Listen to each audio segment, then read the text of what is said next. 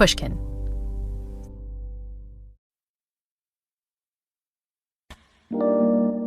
Hey, Happiness Lab listeners. Welcome to a new year and a new series of this podcast. So many of you have gotten in touch to say that what you love most about the Happiness Lab is the practical advice that you get from the show. So over the next few months, we're going to make getting that practical advice even easier. We'll be bringing you an entire season of how-to guides, ones that we think will make your life much happier in 2025. I've assembled a cast of amazing guests. They're the premier experts in their fields on topics ranging from how to live a richer life each and every day to how to find valuable relationship lessons from watching rom-com movies. In each how-to episode, we'll be breaking down the key takeaways. Each show will feature a half a dozen or so tips for tackling challenges like stress, navigating negative emotions, finding your purpose, and dating better. And today, we're kicking off this how-to season with a topic that I struggle with a lot: how to be imperfect. You see, I spend a lot of time wanting to do the opposite of this. I want everything I do to be perfect. I want to throw the best dinner parties and the most effective lab meetings and to be the best friend and wife and podcaster and professor. But there's a new book that has really helped me gain a better perspective on this. It's called Meditations for Mortals: 4 Weeks to Embrace Your Limitations and Make Time for What Counts. Its author, Oliver Burkeman, has been on the Happiness Lab before. He helped me find ways to fight the stress that comes from constant busyness. And Meditations for Mortals tackles a related topic. How can we start spending our time on the stuff that really counts? And Oliver's book isn't talking about meditations, like the clear your mind and take deep breaths meditations. No, his meditations are short philosophical tips for embracing the fact that the world is messy, that we're messy, and that striving for perfection isn't an achievable or a healthy goal. But you're based in New York these days still, right, Oliver? No, I'm in North Yorkshire, so I'm just up the East Coast. I sat down with Oliver to tease out his top 5 lessons for accepting our imperfection. Are the two places where I've spent my life, Brooklyn and Yorkshire, so it's not surprising that you find. But I began by asking him about the new year, a time when so many of us hope to turn over a new leaf, shed our bad habits, and become the perfect people we've always wanted to be. I've often thought that the new year is, in some ways, almost the worst possible time to be trying to implement major changes, especially, I don't do this much these days, but especially if you're spending New Year's Eve at a sort of very high octane party, then January the 1st is going to not be the day for wonderful, virtuous new plans.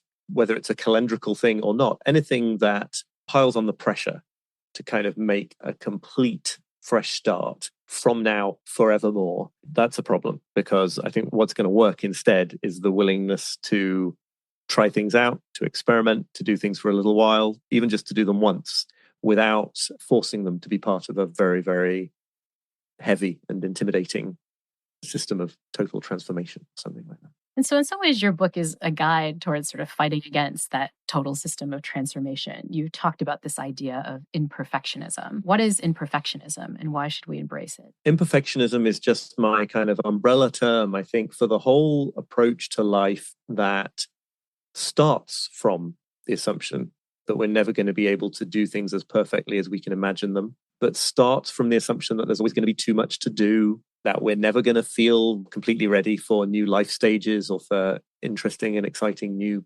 projects, that we're probably never going to fix all our massive personal problems that we have with procrastination or distraction or whatever else it is, and then says, well, okay, now what?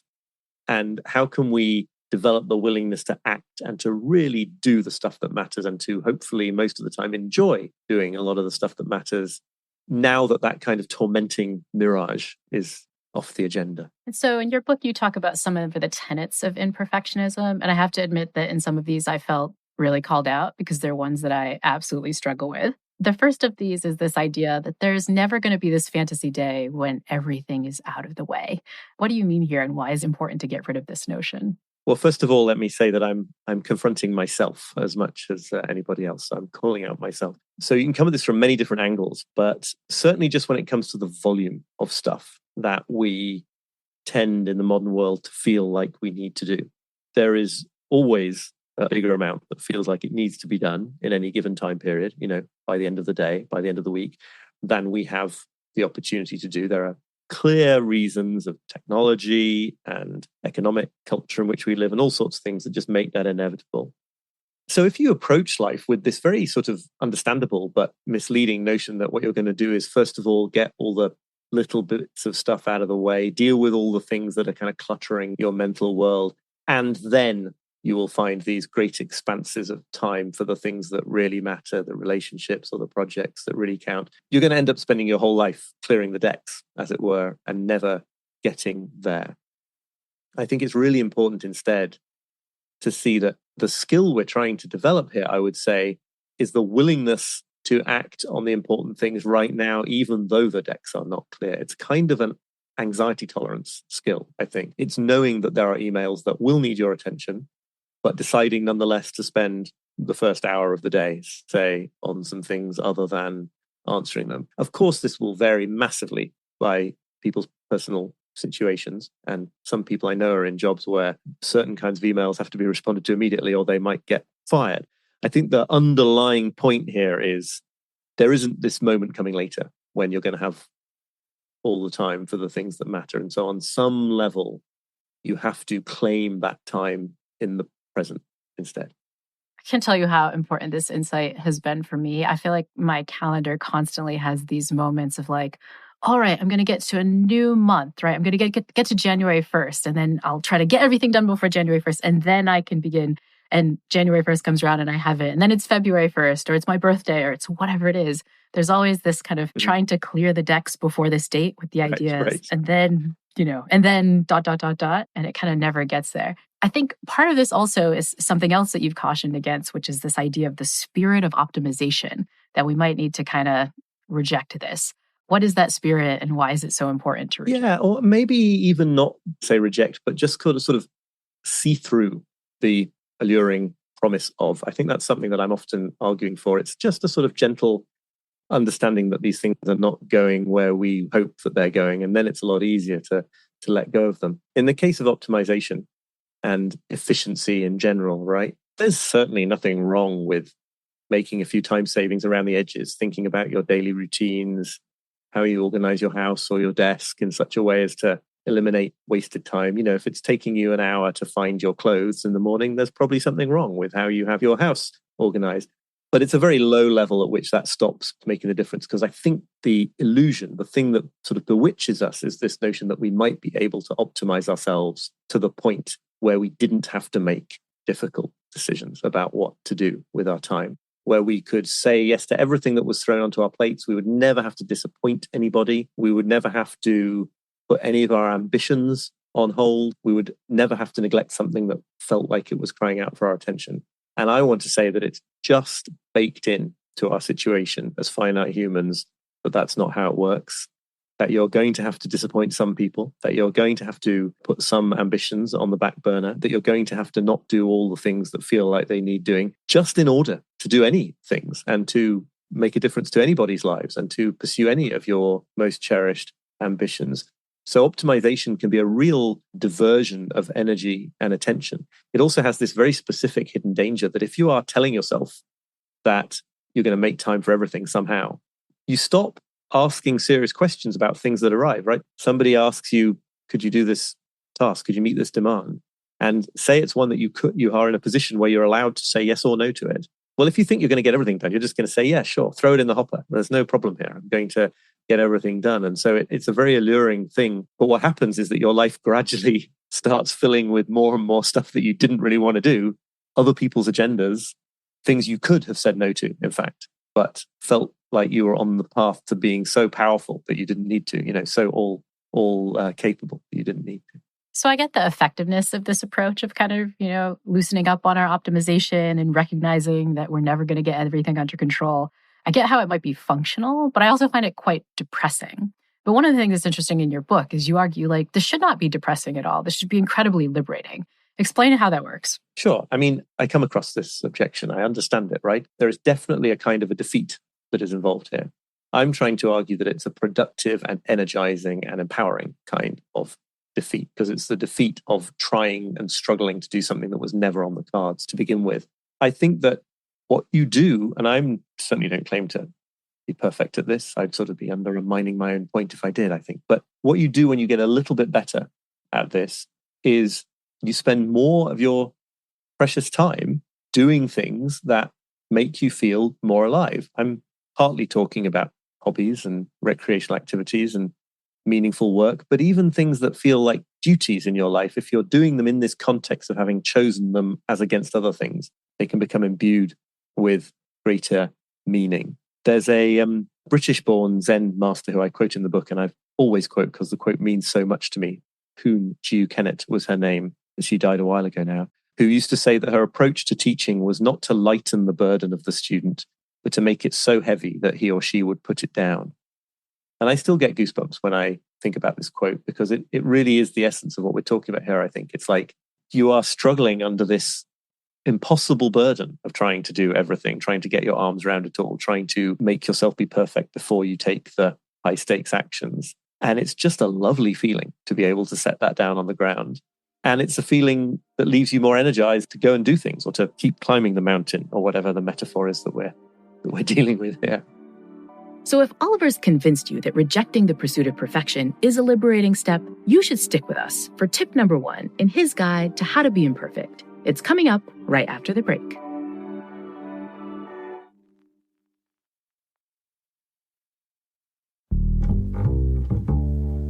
Oliver Burkeman's simple philosophy is that trying to be perfect and do everything is an impossible burden, a burden that weighs us down and prevents us from dedicating ourselves to more meaningful activities.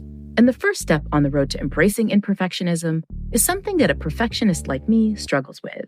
It's actually doing things. You know, actually bake that cake, or write that book, or travel to that destination. And this tip kind of feels like being called out. I never get around to baking the cake because I spend way too much time trying to find the perfect cake recipe. I don't take many vacations, but I spend a heck of a lot of time researching the perfect travel spot. In my attempt to set up everything perfectly, I rarely get around to actually doing stuff. It's like I'm looking for a method or system to get perfect results every time, no matter what I'm doing. Yeah, I mean, I think this is, for many of us, very alluring, right? The idea that there's some set of rules or some way of doing things that if you could only discover it or perfect it, would make everything work. And actually, on a deeper kind of subtler level, almost would live life on your behalf, right? It's like, the deal is, I will follow all these rules every day. And what I get back from it is that, like, I don't quite have to show up for life and grapple with life in all its kind of messy, muddy unpleasantness and difficulty and uncertainty and all the rest of it. So I've got nothing against systems and rules per se. And in fact, the new book has plenty of sort of outlines of ways to build one. But I think it's essential that we sort of put them in their place. They are tools that we use from our position here in the midst of life. They are not things that can get us out of that situation. So how is this relevant to the idea of just doing things? I think that one way in which we use systems in a counterproductive way is we want to do something. We want to do more of something in our lives. Physical exercise, meditation, pursuing a creative hobby that we've let neglect, or nurturing certain relationships that we've sort of allowed to wither or something. And then we immediately go to, what's the system that's going to change me into the kind of person that does this better, right? What are the goals? What's the morning routine I'm going to do every day for the rest of my life? What's the equipment I need? What are the 10 books I can read so that I really know how to do this thing? Yeah, I'm totally still prone to doing this sometimes, right? But my first thought always like, find a book, find a set of information that I can build a system from. But firstly, that is not the same as doing the thing. Secondly, it can actually be counterproductive, I think, because it becomes a much more intimidating or unwieldy thing. The prospect of having to do something every day for the rest of your life can really put you in the mind of not wanting to do it at all. Or you feel terrible if you fall off the wagon one day or whatever it might be. The really powerful skill to develop, I think, is the willingness to say, okay, that might have some role later, but what if I just meditated for 10 minutes? What if I just went for a brisk walk? What if I just picked up the phone and talked to the long-lost friend with no confidence that I would do it well, no certainty that I'll do it every day for the rest of my life, no guarantee that it's going to turn me into the kind of person who does that kind of thing all the time. But it's still worth more than all those things combined because it actually happened in reality. Okay, can I share my experience that like fits with this to a T? When I was reading your book, I was like, oh my God, he's literally in my head right now. So sometime last year, I was watching these documentaries about DJs and I was like, you know what? I'm gonna learn to do some turntablism stuff. Like I love records and so on. I immediately went to I started researching books. I didn't even just buy books. I spent like weeks researching like what's the best way to learn about turntablism and stuff. And I bought these books and I went to what's the best possible way. So I downloaded this syllabus from Berklee College of Music of the best ways to do this. And I spent hours and hours researching how to like learn how to do turntablism, and then bought these resources and then completely intimidated myself because I was reading from the best DJs and people who are in music school. And I'm like, professor and podcaster and have like 4 minutes a week to do this. And then I never picked up a record or did anything, right? Reading your book is like, I could have just like downloaded some app and started playing some music and just kind of pretending and messing around. And it wouldn't have been the perfect system, but at least I would have done something and it would have been fun rather than kind of make me feel ashamed and like I'm never going to do it and a huge waste of time. So yeah, no, that resonates a lot. I think it's so interesting. It's like we can learn a lot from young kids in this regard. I think the DJ example is interesting to me because our son often professes a desire to be a DJ when he's older. I don't know, but like, and he just like dive into like assembling playlists and setting up disco lights and whatever. Like you just do it, and like you do it for 25 minutes one day after school, and then you've done it, and then maybe you do it again and again, and maybe you don't. Something about becoming an adult seems to be associated with this idea that it's got to be done in a very controlled sort of a scheme. Okay, so that's idea number one. You just need to do it. And the advice is really just like, whatever you can do in 10 minutes today, just do that. And it's probably good enough. The second tip that I also struggle with a lot is you've argued that we need to fight back against this idea of productivity debt. Something I fall prey to all the time. What is productivity debt? Productivity debt is my label for this sense that so many of us have, that we sort of wake up in the morning in a kind of a debt, right? That unless we produce a certain amount or do a certain amount of things, we haven't quite justified our existence as humans. We haven't quite earned the right to be here on the planet. There's an important caveat, which obviously, if you do any kind of work for money, there is a sense in which you're in productivity debt, right? If you get paid a salary, you have to do the things that your job entails in order to get the salary. I'm talking about this much deeper existential notion that we don't get to feel okay as human beings unless we have paid off this debt during the day. And it's very depressing because obviously, to continue the analogy with a sort of a debt in a bank account or something, the very best thing that can happen is that you get back to zero by the end of the day, right? Like that is literally the very best thing that can happen if you work in this kind of deficit-based mindset. And obviously, most of the time, you're not going to feel that you even get there. And then you're going to wake up the next morning and it's all back again. You've got to like push the rock up the hill for another day. So I think, just seeing that can be very powerful for a lot of people because on some level, we know that that isn't how it is, right? We don't really believe that we sort of don't get to qualify as adequate human beings if we haven't done a certain amount. And then beyond that, I think, there are all sorts of tactics like the very simple idea of keeping a done list, keeping a list of things that you have completed through the day as you complete them, that can help us sort of, to continue that metaphor. What if you started each day at zero and everything that you did was paying in and you ended up like building your credit? And then the next day you built your credit some more, right? Is it possible to think of the things that we do as expressions of the fact that we already are adequate instead of ways that we're struggling to try to achieve a sense of adequacy? You use this term in the book that I resonate with. Psychologists sort of have a word for people who fall prey to this idea of insecure overachievers. I think I know what this term means, but I'm going to have you articulate kind of what it is and how you've seen it in yourself, maybe. Oh, yeah. Yeah. I mean, I'm always struck whenever I use this term, like at a public event or something, the ripples of recognition are there. I don't know about a sort of very formal definition, but for me, what it means is, we're talking about people who do a lot of stuff, who are very driven is a word that might get used, right? Who probably have a lot of accomplishments under their belt and maybe are to some degree celebrated by their friends or admired by people for doing it, but ultimately are doing it to kind of shore up this inner sense of not being adequate or okay unless they do enough. And this certainly can take very toxic forms, but I think it's very normal, really, for a lot of us who sort of do a lot of things and get things done and feel proud of that to realize with a start that actually on some level we wouldn't do them, or we might do different things, or we certainly might do them in a less grim-faced way if we weren't starting from the idea that there was some deficit that needed to be filled or paid off or whatever before we could enjoy ourselves in life. Yeah, the reason I really love this point is that for me, it wasn't so much that I need to stop doing things. It was kind of the way I do things, right? Like even now, just before I sat down to record the podcast, I kind of was done my other meetings 10 minutes early, and it was like, well, I have 10 minutes. What can I do? I'm going to water the plants. Like, oh, the plants need watering. Like, oh, maybe I'm to the dishwasher. And it was like, and I had this just moment of noticing what was happening where it was like, my whole goal is to tick as many things off as possible. And that's just kind of a miserable way to live. Yeah, you know? Yeah, I could have spent that 10 minutes just being or noticing the world or relaxing. Or doing something productive and constructive, but you would have chosen it with some eye to enjoyment as well, right? Otherwise, what happens is you end up living, we talk a lot about living in the future in terms of living for years from now, but it's very easy to spend your whole life living about 2 hours in the future, right? That sense that like, it's just when I've done that, it's just when I've done that. And it's the end of the day. And when I get to bed and go to sleep, there's always another thing. And it almost makes whatever's happening in your life into a sort of an unwelcome obstacle to getting to the end of the day or whatever. And sometimes things are like that, but other times they're not unless you make them, unless you turn them into them. Yeah.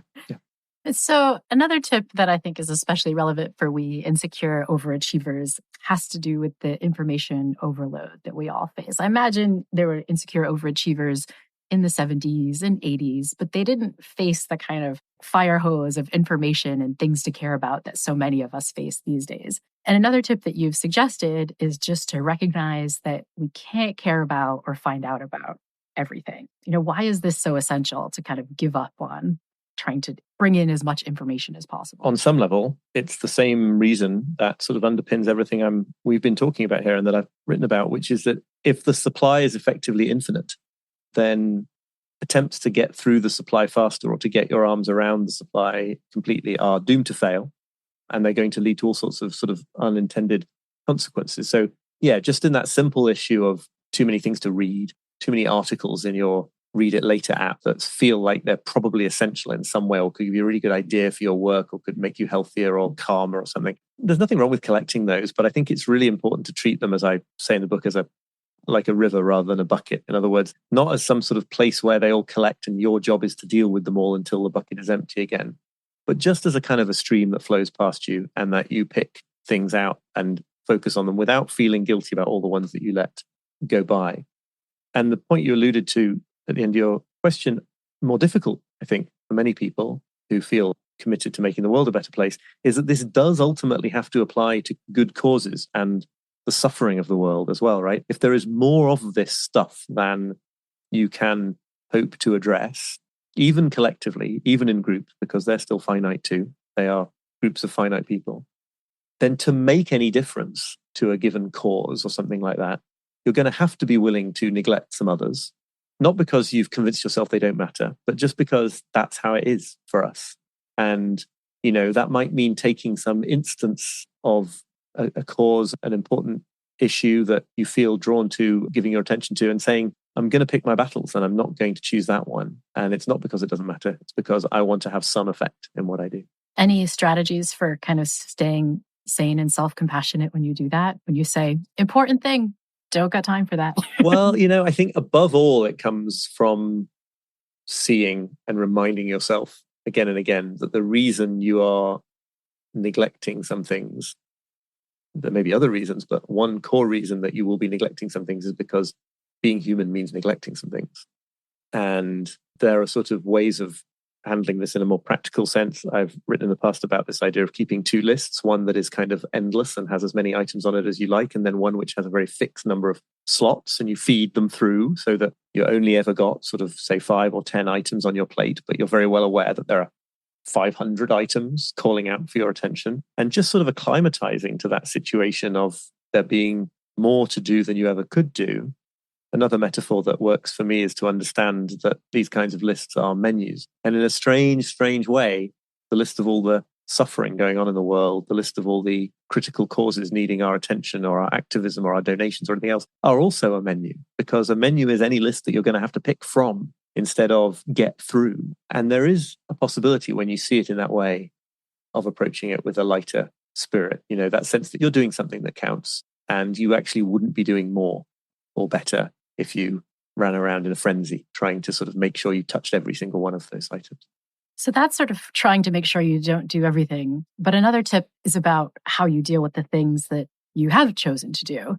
And you've argued that we need to be much more comfortable choosing not to whole-ass stuff, as you put it. think I know what this means, but what is whole-assing things, and why should we maybe be gentler with ourselves about that?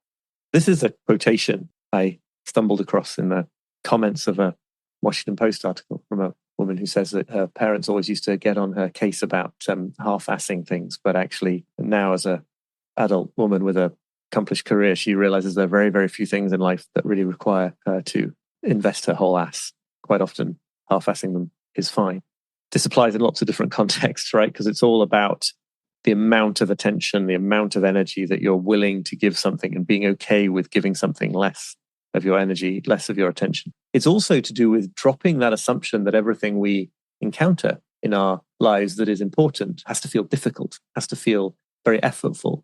It's about allowing the possibility that maybe there are some things that you could sort of glide through and coast through. And even, this is a subtle point, it's tricky to express, I think, but like even genuinely very difficult things can be approached in the spirit of there being easy. I know what I mean by this. I don't know that I've conveyed it perfectly, but you can bring ease to a process that is almost guaranteed to be at the very least frustrating, like, filing your taxes is the classic cliche. And I think you can bring ease ultimately to situations that are much worse and, fraught and involve grief or sadness or conflict. You can still not assume that it's got to be a question of furrowing your brow, bracing your muscles and going in for a fight. And you can absolutely assume that when it comes to sort of creative work, for example, all these contexts where we think like, okay, this is worth doing. I'm going to come up against a lot of resistance and I'm going to have to punch that resistance in the face. It's like if you walk up to someone in a bar ready to punch them in the face, right? They may have had no plan to be in conflict with you, but they soon will be if that's the attitude that you take to what you're doing.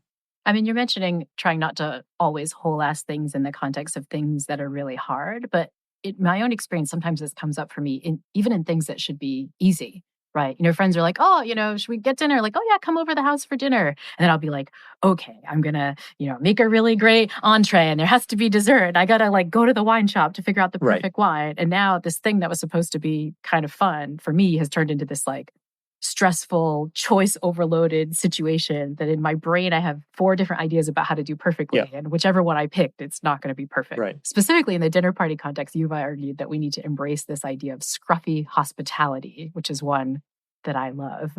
What do you mean by this here? Yeah, this phrase comes from an Anglican pastor in Tennessee called Jack King. And what he's talking about is based on his own personal experience, which is precisely this sense that when you make a big deal out of it in the way that you describe being tempted to do, apart from anything else, in a very subtle way, it slightly puts you off doing it again in the future, right? Because it's like some part of your mind knows it's going to be a whole thing. And even in the doing of it, just that once, there's a certain sense of being distracted by making sure that the beautiful facade you are putting on for your guest is intact and it's all going well.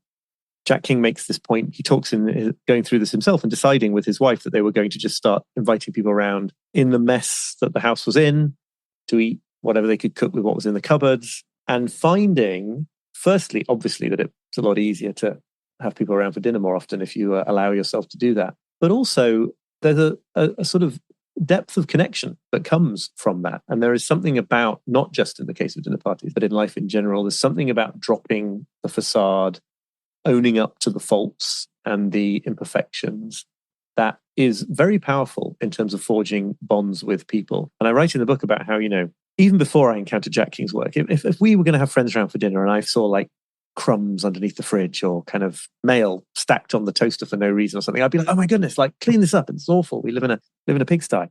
But if I ever saw that at somebody else's house, I wouldn't have that reaction at all. And in fact, I would feel kind of privileged to have been let in to their real lives. Just briefly, one of the things that it also always reminds me of is when I'm writing my email newsletter, I try to offer insights and thoughts and sometimes tips on how to do things in a certain way. Times I get the most positive feedback is when I sort of admit very openly to still struggling with some issue and that I'm offering advice about, because there is a connection in just knowing that we're all in this boat together. And nobody believes that the people you're inviting to dinner don't also have messy houses half the time. We all know this stuff. And so there's a kind of a a barrier that we're putting up and a thing we all have to go on believing. And if we just dropped it, we might actually connect better to each other. Yeah, psychologists talk about this bias that's called the beautiful mess effect, right? So we have this sense that like if somebody comes over our house and they see the crumbs on the floor, or if we're vulnerable, in our professions, that people will not like us or judge us, or that will distance people from us. People will kind of think we're too messy or something. But all the research suggests that the recipients of that kind of crumbs on the floor, a little bit of vulnerability, they really like it. They feel much more connected to us. They like us better, right? Fascinating. This is the beautiful mess effect, is that when we're messy, people actually like it. They find it beautiful. They find it connecting. But like our minds assume that we don't have to do this. This came up really recently for me. My friend just had a newborn baby, 2-week-old baby, and I was coming by to drop off food. And, and I showed up and they have a 2-week-old baby and, she was trying to nurse and like somebody was trying to and there was kind of stuff all over the place. And they were really embarrassed by this. But I'm like, no, this is cool, right? Like I'm seeing like what the nappies are and kind of getting like a real glimpse into what your life is actually like. Like I felt more connected to him then when I kind of saw his real life than I would have if, it was all polished and perfect and pretend, or if I just had to like drop the food off at the door because they were, too embarrassed to let me in. Right. And as someone with a very tidy house in the weeks after a newborn baby has arrived, is possibly got wrong priorities, right? Like something's wrong. Right. Something's really messed up. Yeah. Thanks to Oliver, I now don't mind admitting that my office can be a bit messy. And don't even get me started about the inside of my car. But Oliver's next tip really hits home. Why is it that I can't stop worrying about the future? We'll find out after the break.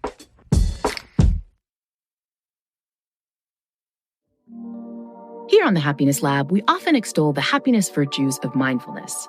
Since making the show, I've gotten better at nipping rumination in the bud and taking my mind off worries from the past. But I still struggle a bit with what's around the corner. Because let's face it, the future is really scary. It's full of things I can't control and events I may not be prepared to deal with.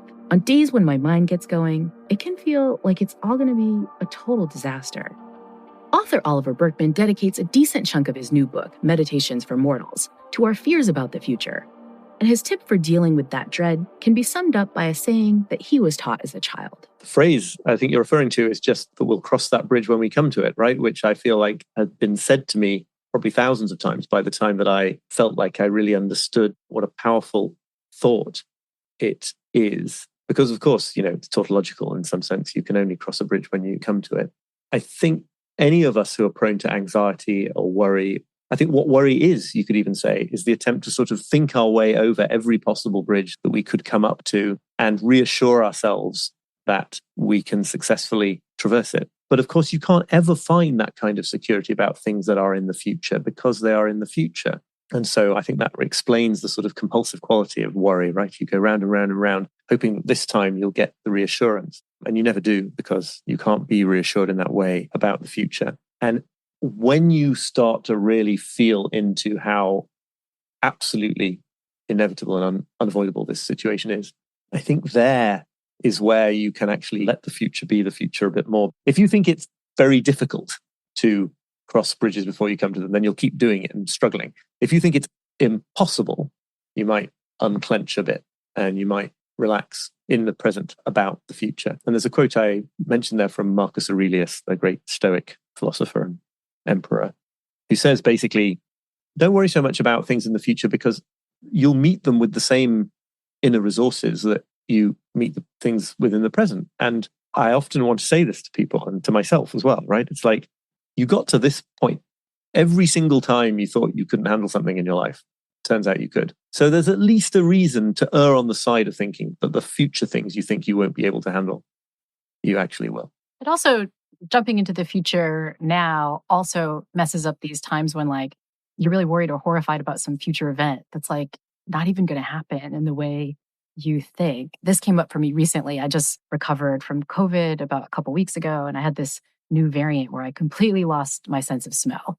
And on day one of losing my sense of smell, I was like, oh my God, my smell is gone forever. I'm never going to be able to cook. Yeah. What can I do with this? I ordered these like smell kits online so I could start training my smell. I read all these neuroscience papers on like, how do you get your smell back if it's gone and blah, blah, blah. Yeah. I complained to my poor producer who's listening right now about how I was never going to get my smell back and how could I deal with this? And then like 2 days or 3 days after my stuffy nose cleared up, it kind of just came back. But like those 3 days were spent in utter horror, like complete planning. Like my whole life was like built around like, what can I do to live life normally, given that I'm just never going to be able to smell again? And that was like utterly futile because like it kind of just came back in a way. But at the time, it felt like the only thing I could do would be to anxiously try to plan for this terrible future. Yeah. And so any advice for how to stop the rumination and stop the worrying and future planning when it feels like how do we take the sort of Marcus Aurelius breath and be like, it's going to be all right? Well, I find a lot of the benefit to me comes from encounter, and I know exactly what you're talking about. You know, that a lot of the benefit does come from pondering these kinds of phrases. And part of the idea for this new book of mine is to kind of create a structure in which those kind of perspective shifts can sink under your skin, as it were. There's another lovely insight from the spiritual writer Michael Singer, who says, reality doesn't need you to help operate it, which I think is a very powerful insight. That one resonates with me too. Feel really called out. Thanks, Michael Singer. In terms of something more practical, I mean, one thing that I think can be surprisingly useful in the context like you talk about there is sort of, I expect this is called something like worry postponement, but I don't know if it really is, right? Which is place a marker in your calendar, on your year planner, whatever it is, on your phone, that in 2 weeks or 3 weeks, you will allow yourself once more to really like freak out about that thing. So as to just create a little island of calm right now.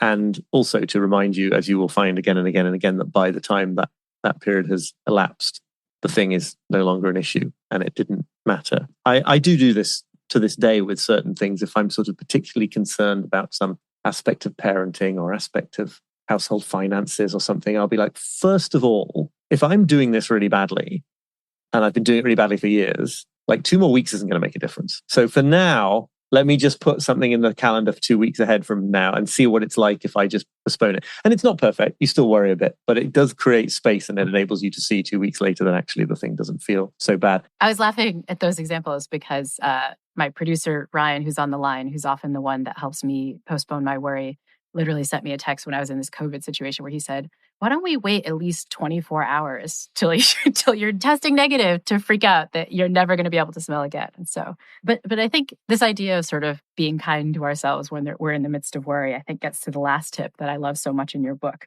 which is this idea that we all need to follow the reverse golden rule, which is very consistent with a lot of advice we talk about on this podcast. Mm-hmm. So what's the reverse golden rule? The reverse golden rule, in the version I know, comes from the philosopher Ido Landau, and it's just the idea that you should not treat yourself in ways that you wouldn't treat others, specifically other friends, I think. I've definitely struggled with the whole notion of self-compassion, right? There's definitely this whole world. I think it's fairly obvious that this is a good thing, but I have always had a sort of an aversion to it that probably is a sign that I really need it, because that's what those kind of cringe reactions usually are.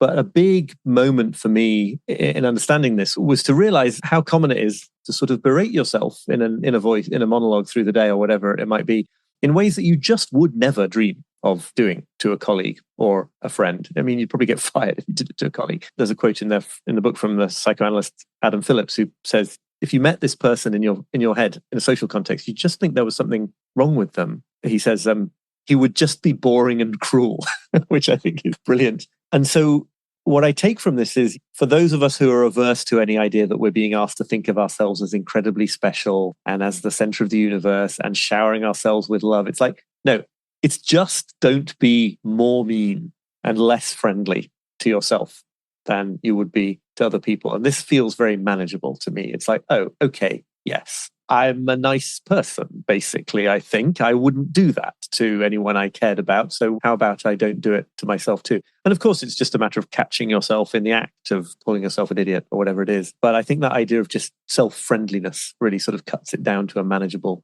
concept. And I love that you've made even this concept of following the reverse golden rule one that you just called manageable, right? It's not like being perfect to yourself and compassionate all the time. It's just like not treating yourself worse than you would treat another reasonable. Right. And the way that you treat other people in a friendly way does not always need to be self-indulgent, right? There are times when you might decline to buy your friend another drink at the end of the night or something like that, right? There are times when firmness is called for. So tough love has a space here, but it's clearly done for friendly reasons, as opposed to what we're often doing to ourselves, which is just sort of screaming and yelling at ourselves.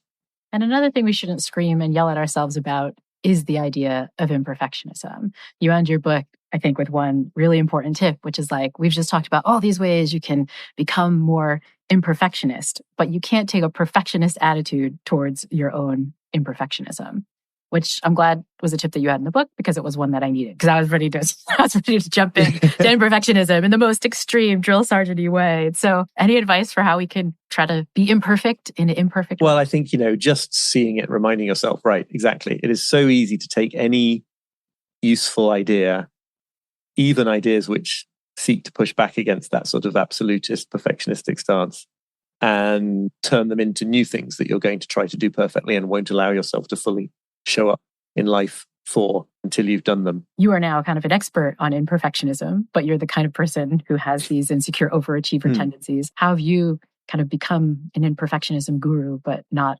gone too far with it?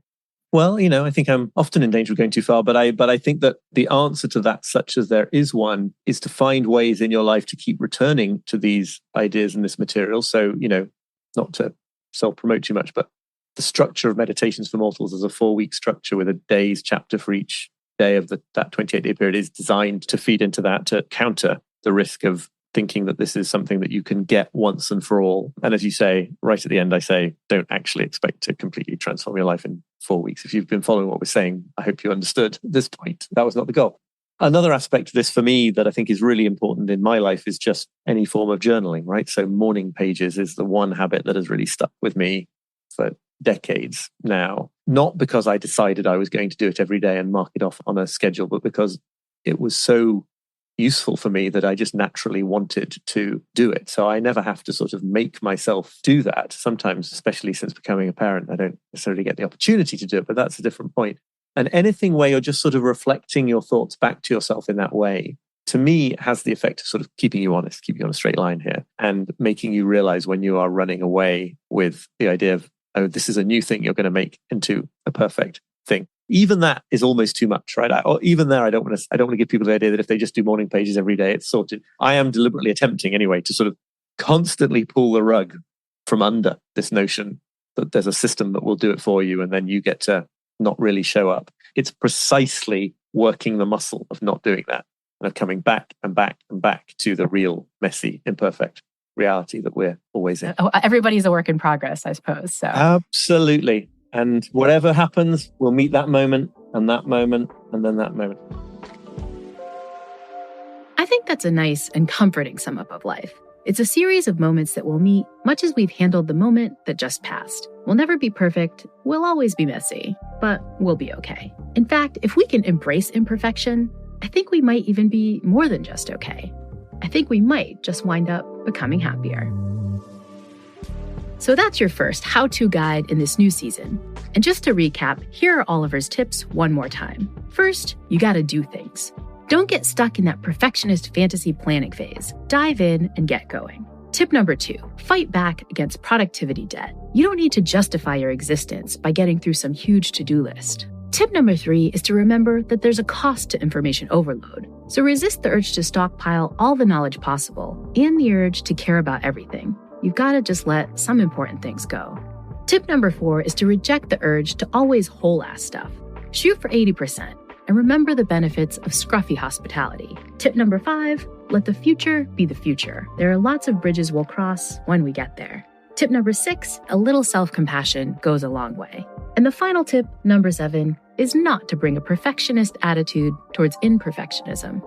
And so our next how-to episode will build on what you've just heard.